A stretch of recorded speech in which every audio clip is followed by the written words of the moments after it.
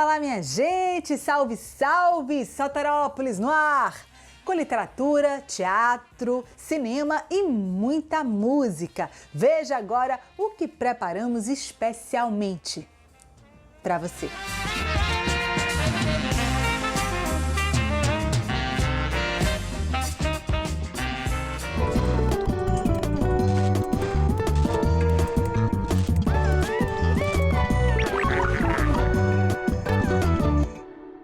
O que o cinema tem a nos ensinar sobre o meio ambiente? A primeira edição do Festival de Cinema Ambiental da Chapada Diamantina debate questões contemporâneas sobre este tema. Dizem que a escravidão já acabou. Quem disse que acabou? Continua aí. Não vê quem não quer. O espelho está aí na cara. Não vê quem não quer.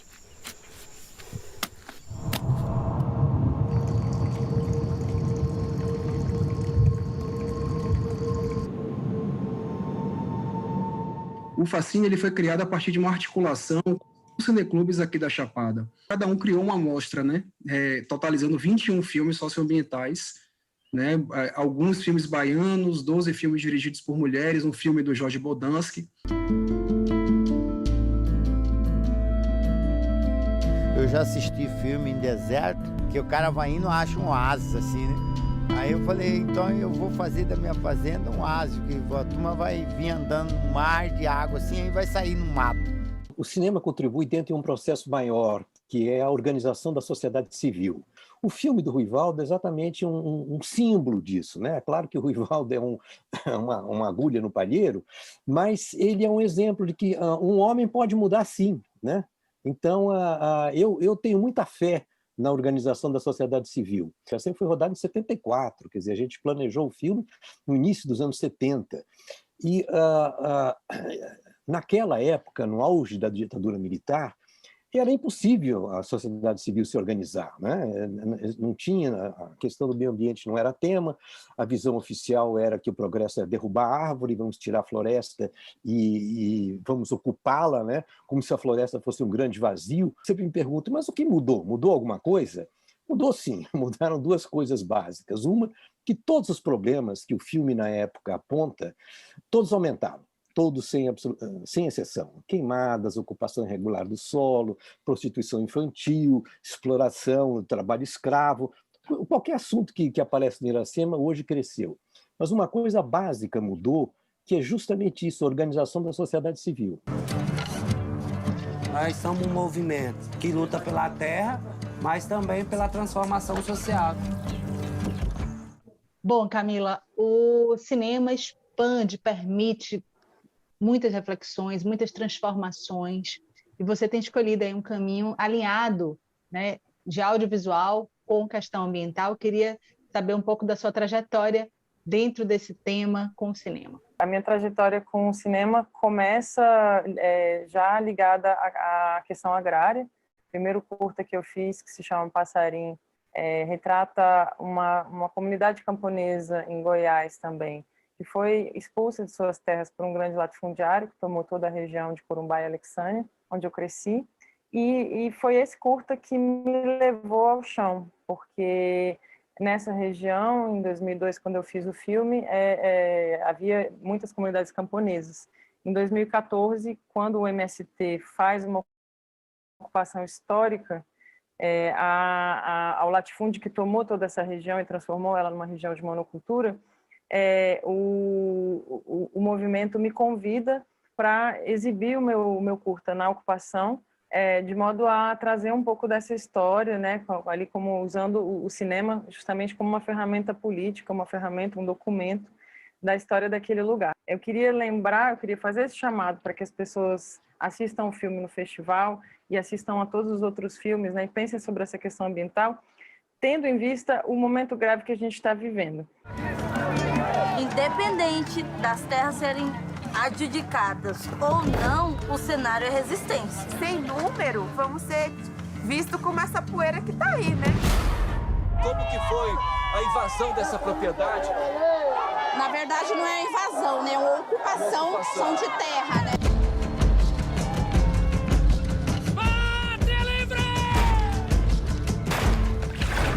E do cinema a gente vai agora para o teatro. a atriz Márcia Andrade mergulha em uma jornada de autoconhecimento através, olha só, de um aplicativo de celular. Como será que isso funciona? É o monólogo Respira, Segura e Solta. Vamos lá, todo mundo. Respira. Segura. E solta, solta, solta, solta, solta tudo! Ei! E é assim que a gente começa essa conversa, liberando todos os males desse tempo. Porque, afinal de contas, quem não se sentiu acolhido ou acolhida com uma live, com um show, com um livro, com uma peça, que atire a primeira fake news. Eu estou plagiando, copiando descaradamente Márcia Andrade, com quem a gente conversa, nossa atriz maravilhosa. Ai, Marcinha, que bom te ver, que bom saber que você está em cena, que bom saber que esse projeto está acontecendo e que muito de nós, né, nesse tempo pandêmico, confinado, que isso está sendo posto, transformado em arte e podendo rir de si mesmo. Queria que você falasse um pouco dessa experiência. É uma alegria, Vânia, é uma alegria estar em cena esse presente do meu amigo, irmão Beto Nettig, tão talentoso, né? E a gente está se revigorando, né? Eu acho que justamente essas vozes que nos alimentaram e que continuam nos alimentando, têm nos salvo, acho que é a cura também, né? Para tudo isso que está acontecendo. É como se falar para alguém fosse quase como fazer uma confissão. A maioria das pessoas prefere confessar o pecado dos outros. Eu nunca fui assim. Beto, texto, direção, é a primeira vez que você lança no mundo assim um texto, uma dramaturgia para teatro? Oficialmente, sim. Essa está sendo minha primeira entrevista como diretor/autor. Ui, muito que chique. honra! Eu sempre escrevi para outras pessoas, né? Fiz o discurso para outras pessoas. Dessa vez eu resolvi botar minha voz aí escrevendo isso. Nessa história dessa mulher que se apaixona pela voz da meditação guiada de um aplicativo que ela começa a seguir durante a pandemia. Mas, na verdade, essa voz dessa meditação é uma grande metáfora para todas as vozes que alimentaram e que seguraram a barra dela durante esse período, que é a voz do autor do livro dela, que é a voz da cantora que tocou no rádio, é a voz do poeta, é a voz da live, é a voz do pensador, é a voz do ator que fez a peça online. Às vezes, eu estranho minha própria voz. É como se falar para alguém fosse quase como fazer uma confissão. Esse texto, ele tem partes reais de posts, de postagens, de podcasts, de textos que foram compartilhados nas redes sociais durante esse período da pandemia. Então, tem texto de muita gente bacana, tem texto de Cacilda Povas, tem texto de Alex Simões, de Laila Garran, estou citando os baianos, né? De Manuela Rodrigues, tem letra de música de Manuela Rodrigues, tem textos de artistas que nem sabem que eles estão aqui, outros eu comuniquei depois, tem textos de pensadores, psicólogos, e eu fui criando um discurso, ligando uma fala na outra para isso virar um discurso só. E a gente, de teatro, a gente está acostumado, às vezes, mais com aquele texto que tem, às vezes, até às vezes é solene, né? Não é tão... Mas não é um coloquial, Vânia, televisivo, não. A gente estabelecer esse equilíbrio, sabe, entre o teatro e essa conversa, assim, como a gente está tendo agora, por exemplo. Declaro... Está ciente dos últimos acontecimentos políticos e de origem sociopedagógica no Brasil. Declaro também saber da importância de falarmos disso o tempo todo, até que nenhuma alma errante dessa República de Bananas tenha qualquer dúvida sobre fatos, ações, relações e interesses que nos trouxeram até aqui.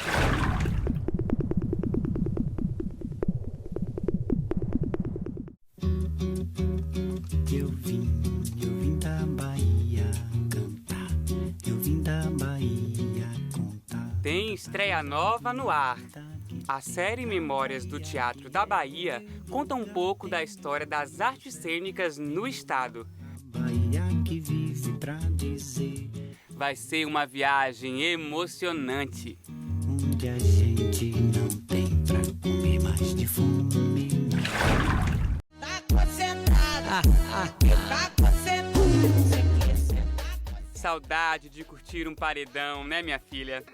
Mas enquanto é preciso manter o isolamento social, aproveite para ver entrevistas com integrantes de grupos de dança do pagode baiano. Essa galera vai te ajudar a meter dança, viu? Não tô nem aí, tô a fim de olhar. Popa da bunda, olha popa da bunda, olha popa da bunda, olha popa da bunda, popa da bunda, olha popa da bunda, olha popa da bunda, olha. Sofiński kesteni obie, šumite sobie sztaberzą. Fique em casa e mate a saudade de Salvador com espetáculos e intervenções que interagem com espaços importantes da cidade. O museu é a rua. Um pombo na favela ele flutua. O museu é a rua, o museu é a rua. A resistência que resiste, mantemos a conduta. O museu é a rua, o museu é a rua. Agora a gente vai para aquele rápido intervalo, só o tempo de você beber uma água, se hidratar e esticar o corpício. Daqui a pouquinho a gente volta com muito mais Soterópolis. Até já!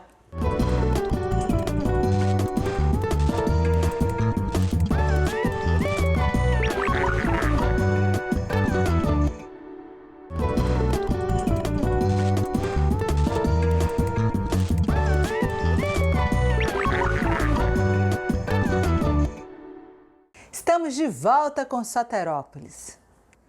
Eles viraram uma febre e você pode curtir o seu programa favorito de qualquer lugar. Estamos falando dos podcasts. A gente conversou com uma turma que entende bem do assunto.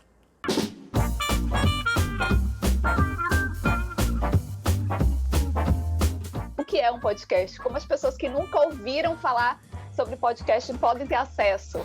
Sabe aquela série que você assiste só quando você quer, porque ela tá lá disponível, é só você dar o play? Então isso é um on demand, né? Você não precisa parar naquele horário. Você assiste quando você quer. Lembra do rádio? Aquela caixinha lá que tá com a gente há gerações. Então, junta essas duas coisas, porque a gente tem um podcast, é uma série de áudios, são áudios colocados com frequência no ar, blocadas em um nome, em um produto, para você ouvir quando você quiser. Mamileiros e mamiletes, eu sou a Juva Lauer. E eu sou a Cris Bartz. E a gente tem um recadinho para você. Quando o Mamilos começou, lá em final de 2014, a gente pensou, puxa, e se a gente criasse um espaço de diálogo que fosse bem interessante, em um lugar seguro, para que as pessoas pudessem trazer pontos de vista diferentes, perspectivas, sínteses de como elas entendem a situação e a gente pudesse conversar. O Mamilos é um podcast semanal e o que a gente faz é jornalismo de peito aberto. Eu achava que eu precisava ser 2 vezes melhor em tudo para eu ter o reconhecimento. Eu achava que a minha imagem atrapalhava. Fran, você já vinha falando sobre a vivência de pessoas pretas na cidade, nas redes sociais, através do projeto Empodera Prete. E em 2019 passou também a ter um outro formato que é o podcast. O Pele Preta nasce exatamente dessa nossa vontade de compartilhar os nossos sentimentos, as nossas histórias enquanto pessoas pretas na cidade de Salvador, e depois a gente resolve expandir isso, né? A gente suprime ali o nome em Salvador e segue com o Pele Preta, porque a gente entende que a gente está falando de corpos que sofreram, mas que ao mesmo tempo têm histórias incríveis para compartilhar, que estão em diversos lugares do país. Metade de mim é Nã, Gotimé e os seus caprichos de rainha. A outra metade é um povo agoniado. Parte de mim é uma fêmea e suas curvas. A outra parte é visceral. Essa plataforma é uma consequência de uma iniciativa que a gente teve há 3 anos, que foi a de criar um programa de rádio falando sobre literatura aqui em Cachoeira. E esse programa de rádio ele foi feito para tocar na Rádio Poste da cidade, que alcança, além do centro de Cachoeira, a zona rural, territórios quilombolas. Então, à medida que a gente vai coletando esses escritos e entrevistando esses autores, a gente percebe a potência da proposta do programa, né, e sente a necessidade de ter ele registrado em algum lugar. Então, é aí que a gente vai parar no podcast, né? As pessoas ouvem podcast no ônibus, ouvem podcast tomando banho, arrumando a casa. Então, você poder ouvir o programa que você quer, na hora que você quer, é algo que a gente ganha muito no setor da comunicação.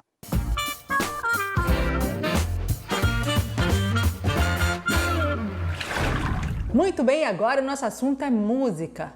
Oxe, Axé, Exu. É o nome do novo trabalho da banda baiana System. 1, 2, 3, solta o som. Na despedida o povo sempre chora, querendo rocubaque, sangue suga do bolso.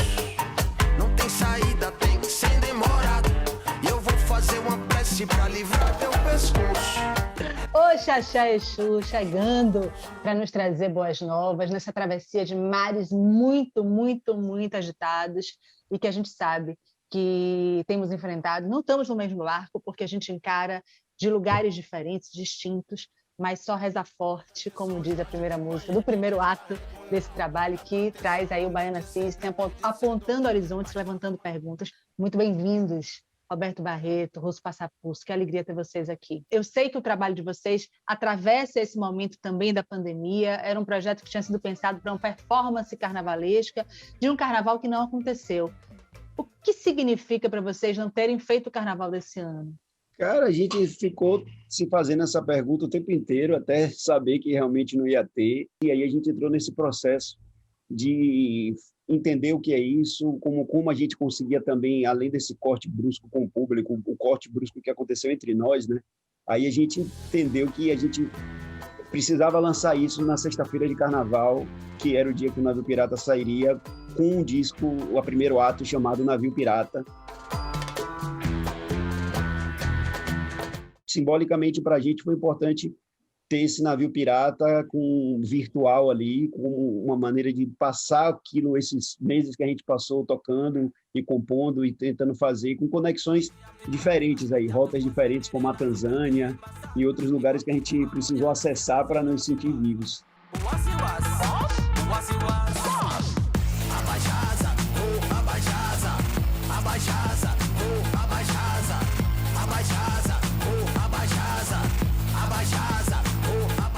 São 7 músicas nesse primeiro ato.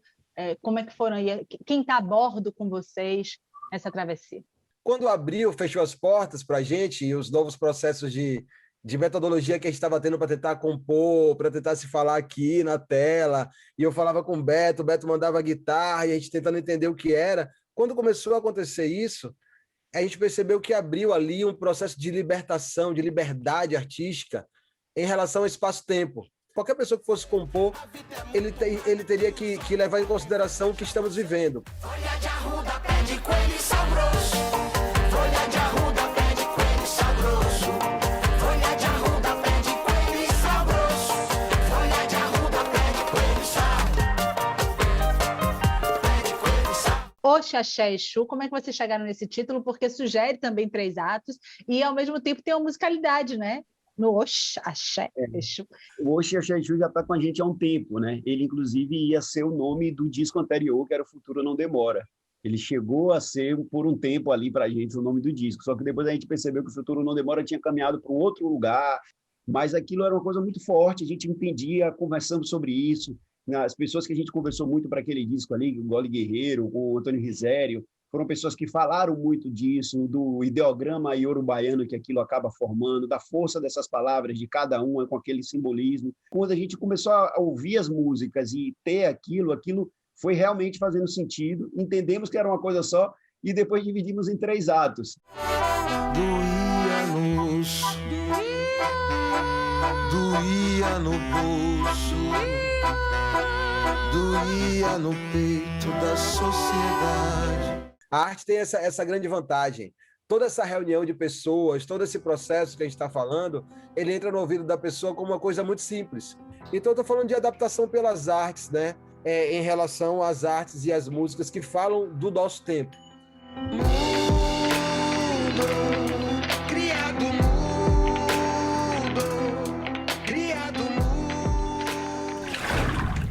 E da música a gente vai agora para a literatura. Os dilemas vividos na juventude entre as cidades de Candeias e Madre de Deus. Este é o tema do livro Ah, Se Não Fosse o Verão. primeiro livro de Ariane Sodré. Quando te vi pela primeira vez, pelo seu sorriso me encantei. Em meio a tantas pessoas, o seu olhar encontrei.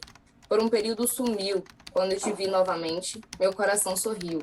Me chateei quando descobri que, sem querer, me apaixonei. Uma jovem de apenas 19 anos, da cidade de Candeias, que conta aí a história de Ingrid. Eu quero saber mais. Pronto. Ingrid é uma jovem de 18 anos que está vivendo um processo de ingressar na vida adulta, né? Terminando o ensino médio, e aí ela está tentando se agilizar em questão de faculdade, vivendo um dilema amoroso, né? Que o romance acontece em cima disso, e que de repente aparece uma terceira pessoa e ela começa a viver esse triângulo. E nesse contexto desse triângulo amoroso, as cenas românticas acontecem muito pela praia de Madre de Deus. E para que a história aconteça, eles precisam conhecer a história da cidade de Candeias. Vou te confessar que eu estou ficando apaixonado. A minha mente não me dizia se era certo ou se era errado, para onde eu iria. Nas minhas 1000 faces, uma dizia que sim, mas a razão e a emoção tiveram uma briga sem fim. Candeias tem tradição da rocha, a relação com o petróleo, a festa popular bastante conhecida do Toma Sopa. Como é que essas histórias estão contadas e atravessam a experiência da personagem Ingrid? Na verdade, eu sempre fui muito apaixonada pela literatura brasileira, né? E o que eu gostava da literatura brasileira era trazer pontos que fossem acessíveis a mim. E eu pensei, por que não trazer Candeias? Por que não trazer Madre de Deus? Que são cidades tão próximas a mim, que eu conheço tão bem e que eu ainda não vi como palco de história nenhuma. Meu encontro com a literatura, eu acho que foi, eu costumo dizer que não foi meio convencional, né? Porque próximo a mim eu não me recordo de, assim, eu comecei a ter um interesse pela escrita com cerca de 8, 9 anos e não me lembro. E é interessante que eu tinha vontade de escrever livros sem nunca ter lido nenhum. Então, eu acho que o meu amor pela escrita veio antes do que o meu amor pela leitura. E veio muito por conta da minha família, vim toda de um viés pedagógico. Minha avó, as minhas tias, a minha mãe, elas tinham uma escola e meu hobby era produzir texto. O poder do olhar te conta segredos de quem ama. Ele é difícil ser conceituado, mas pode ser descoberto pela janela da alma. Quando descobri a maneira mais singela de descobrir o amor, sabia que você era a pessoa certa, porque o seu olhar correspondia ao que o meu revelaria. Tem um texto assim que fala muito comigo, porque eu sou de Passagem dos Teixeiras, um distrito da cidade de Candeias, e lançar um livro era algo muito fora da minha realidade, ou pelo menos eu acreditava que era algo muito distante da minha realidade. O meu sonho talvez parecia uma loucura, mas essa loucura se tornou real. Então esse texto fala sobre isso. O medo do e se limita a imaginação de uma sociedade frouxa. Esse comodismo da mesmice paralisa aquele que quer ver além. Até porque, em terra de fatos, quem sonha é louco. Bom, minha gente, por hoje é só. Muito obrigada de verdade pela sua companhia. Continue ligados com a gente nas redes sociais, Facebook, Instagram. Pode também rever toda e qualquer edição acessando o nosso canal no YouTube ou ainda mandar aquele alô que a gente tanto gosta para nossa produção. 71 31 16 7377 soterópolis@gmail.com. A gente vai, mas a gente sempre volta. Eu espero por vocês uma boa semana. Fortaleça o isolamento social e, se puder, fique em casa. Um beijo grande e até o nosso próximo Soterópolis. Tchau, tchau. Folha de arruda, pé de coelho sabroso. Folha de arruda, pé de coelho sabroso. Folha de arruda, pé de coelho e sal grosso. Folha de arruda, pé de coelho e sal. Planeta Terra, ao na guerra. No mundo cando dinheiro, eu vou sem medo de errar. Eu sei, não quero guerra, não quero guerra. No mundo cando dinheiro, eu vou sem medo de errar. Eu sei, o quê? Na despedida, o povo sempre chora. Tirando rocuba, sanguessuga do bolso. Não tem saída, tem que ser demorado. E eu vou fazer uma prece pra livrar teu pescoço. É perigoso, o mundo é perigoso. A